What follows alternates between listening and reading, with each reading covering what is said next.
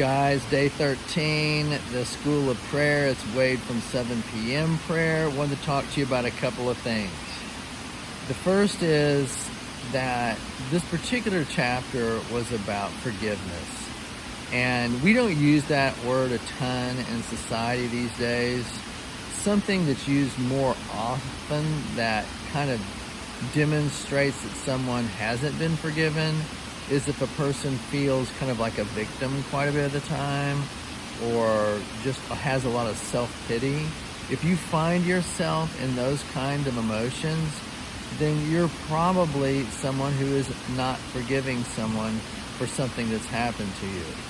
So it's important to remember that when your life is put to prayer, you're not someone whose life falls through a crack in the universe and somehow your life is just a big accident. No, it's the things that come along your way, you look at those as opportunities to learn and grow. I try to remember always that God's got me on an adventure. I'm not meant to be living a boring, uneventful life where I never learn or grow.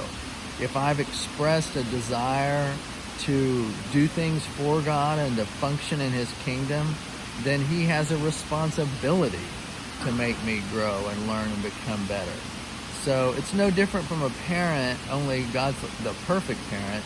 But when you've got a child who's growing, learning, bettering themselves, you do what you can to help them accomplish that.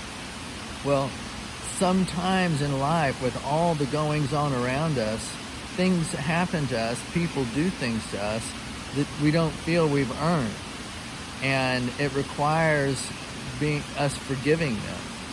So again, if you find yourself not so much thinking about the term forgiving or not forgiving someone, but if you find yourself sitting and having those thought patterns where you're feeling sorry for yourself, where you're feeling like a victim and your life really isn't where it's supposed to be, jump out of that, realize that your life isn't an accident, that God's got you right where He wants you, and that this is the best opportunity for you to learn what you need to learn that you could possibly have right now.